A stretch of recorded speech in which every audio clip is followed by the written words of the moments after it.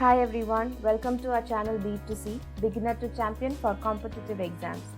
Today we are back with another session of Solve in Seconds, where we are going to learn how to use simple logic to very quickly and easily calculate the answers to quantitative aptitude questions.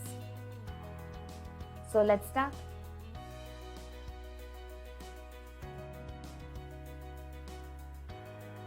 Here is our first question. What is the average of 36, 43, 50, 57 and 64? So we are given 5 numbers and we have to find their average. The numbers are 36, 43, 50, 57 and 64. So before we start any calculation, let's take a closer look at the numbers here. Do you see any sort of a pattern? So if you look very closely, the distance between any two numbers is the same for all the 5 numbers. Okay, so that means the distance is 7. So this means that if you add 7 to 36, you get 43. Then 43 plus 7, you get 50. 50 plus 7, 57. 57 plus 7, 64. So there is a pattern here. So that means this is a set of numbers in which the distance between adjacent numbers is the same throughout the set. Okay, and we have 5 numbers here, and that is an odd number. So in such a case, the average will always be the middle number. So by using simple logic, we have calculated the average as 50. Okay, this is definitely the average of the given set. Now conventionally, how would you solve this question? What is a normal method that you will use to find the answer?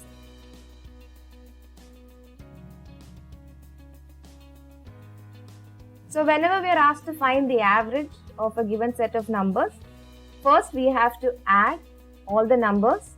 Okay, so we have to find the sum 36 plus 43 plus 50 plus 57 plus 64, and we have to divide by 5 because we have 5 members in the set. We have 5 numbers. Okay, so the sum of all the 5 numbers is 250. 250 by 5 is 50, and this is exactly what we got using our logical method. So we can mark that as our answer. We don't have to do this complicated calculation here. We can use very simple logic because the numbers, if you see the numbers here, the distance between them is 7. There is an odd number. Okay, we have 5 numbers which is odd. So the answer or the average of the set is definitely 50. So before we move on to the next question, let's learn something from here. Okay, the average of the set is 50, right? So if I ask you what is the least number in the set, you will say it is 36, right? So 36 is the least number in the set, and the greatest number is 64, right? And we have the average 50, which is lying exactly between 36 and 64. So this means that in a given set, the average of the set will always be greater than the least number, and the average will be smaller than the largest number in the set. Okay, this is a very important property. We have to remember that, and we'll be using this logic to solve our next question.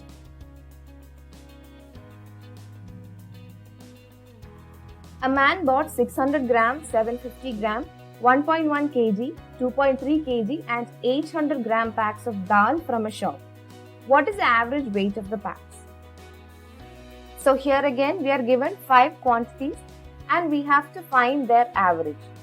So we can't use the same logic we used in the previous questions because the distance between two numbers is not the same everywhere, right? So we can't use that logic. But can we use something different? Okay. So before we start solving the question, I want you to remember that 1.1 kg translates to 1100 gram. Okay. And 2.3 kg becomes 2300 gram. So that is some additional information. We may be needing that to solve this question. Okay. So in the previous question, we learned that the average of any set of numbers is always greater than the smallest number, and it is always less than the greatest number in the set. Okay, let's try to use that logic here instead of doing any calculation. Okay, so for that we have to first identify which is the greatest number and which is the smallest number. So we have 600, 750, 1.1 kg which is 1100, 2.3 kg which is 2300 and 800. So it is very obvious that 600 is the least number, right? And 2.3 kg or 2300 is the greatest number. Now we are looking for the average of the set. So this means that the average of the set will be lying between 600 and 2.3 kg. Now let's take a look at the options. So option A is definitely not our answer because it is 11.1 kg and it is greater than 2.3 kg. Okay, so we can eliminate option A. Now let's look at option B. It is 111 gram. Now since this is less than 600, this cannot be our average. Option C is 1.11 gram. This is also less than 600. So this is not our answer. Option D is 1.11 kg. This is lying between 600 and 2.3 kg and this is definitely our answer. And also this is the only option left. And it is following the criteria that it is greater than the smallest number and it is less than the greatest number in the set. So without doing any sort of calculation, we have easily calculated the average of the given 5 numbers. Okay. Let's go to our next question.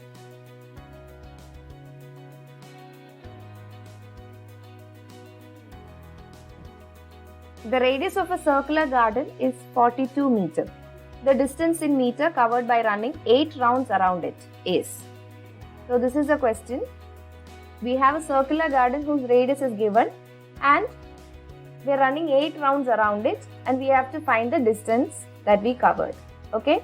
Here also we don't have to do any sort of calculation. We're just going to use simple logic to solve this question. Let's find out how. Okay. So since we are running around the circular garden, this question is definitely dealing with the concept of circumference. Okay.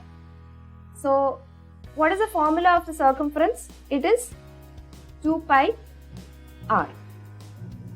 R is the radius of the circle and the value of pi is given as 22/7. It is given in the question itself. So maybe we are running 8 rounds around it, so we have to multiply 2 pi r by 8. Okay. But this is not important because we are not going to do this calculation. Okay. This is time consuming. We are going to use just simple logic to solve this question. Okay. So the first step is to take a look at the value of pi. So pi is 22/7. Okay. And in the numerator we have 22, which can be written as 11 into 2. Okay. So the answer to this question is a multiple of 11. Alright. Because the formula is 2 pi r into 8 because it is 8 rounds. And the value of pi is 22/7. 22 is 11 into 2. So this means that the answer to this question is a multiple of 11. In a previous video, we already learned how to quickly find out if a given number is a multiple of 11 or not. You can find the link to that video in the description box below. So we are going to use that method here to check which of the options is a multiple of 11. Okay. So let's take a look at option A. Option A is 3248. So this becomes 324 minus 8 is 316. 31 minus 6 is 25. So this is not the answer. So we can eliminate option A. Option B is 4262. So from here we have 426 minus 2 is 424. 42 minus 4 is 38. So this is not the answer. So option B can be eliminated. Option C is 1124. So we have 112 minus 4 is 108. 10 minus 8 is 2. So this is not the answer. And remaining is option D. This is definitely our answer, but let's just check. Okay. 211 minus 2 is 209. 20 minus 9 is 11. So option D is the answer to this question. There is no need to use a formula 2 pi r and then multiply it by 8. There is no need to follow all the complicated calculations here. We can solve this question using simple logic. When the value of pi is given as 22 by 7, then you should always remember that the answer will be a multiple of 11. And using that logic, we can easily solve this question and save precious time. Let's go to our next question. Two numbers are in the ratio 4:7. If their HCF is 26, then the sum of these two numbers will be. Okay, so we have two numbers. They are in the ratio 4:7, and we have to find the sum of these two numbers. Okay, so here also we're using logic to solve this one. So we have to find the sum of the two numbers, right? So, and we know that they are in the ratio 4:7. To solve this question, when any two numbers are in the ratio A:B and we are asked to find the sum of these two numbers, always remember that the sum of these two numbers will be a multiple of the sum of the ratios. Okay, so here they are in the ratio 4:7. So if we add 4 plus 7, we have 11. Then the sum of these two numbers will be a multiple of 11. Okay, we are going to use that property to find the answer from the options. We are looking for a number which is a multiple of 11. Okay, we already know how to check whether a given number is a multiple of 11 or not. We used the logic in the previous question. Let's use that method here. So option A is 312. So from option A we have 31 minus 2, which is 29. So option A is not our answer. It can be eliminated. Option B is 364. So from 364 we have 36 minus 4, which is 32. So this is not the answer. Option C is 338. So 33 minus 8 is 25. Again, option C is not the answer. We are left with option D. Option D is definitely our answer, but let's just check. 28 minus 6 is 22. Yeah. So option D is the answer to this question. So when we are given two numbers in the ratio A:B and we have to find the sum of the original numbers, always remember that the sum will be a multiple of the sum of ratios. Okay, so we have to find A plus B if the ratio is A:B, and then we have to look for a multiple of A plus B from among the options. You can easily calculate the answer without doing any calculation. Always remember that in any competitive exam, time is very precious, and whenever it is possible, avoid unnecessary calculation and long steps to find the answer. Use simple logic and you can definitely find the answer in seconds, and you can save your precious time. If you enjoyed this video, please do like and share. Subscribe to this channel to receive expert tips and guidance for clearing various placement exams, and press the bell icon to receive instant notification.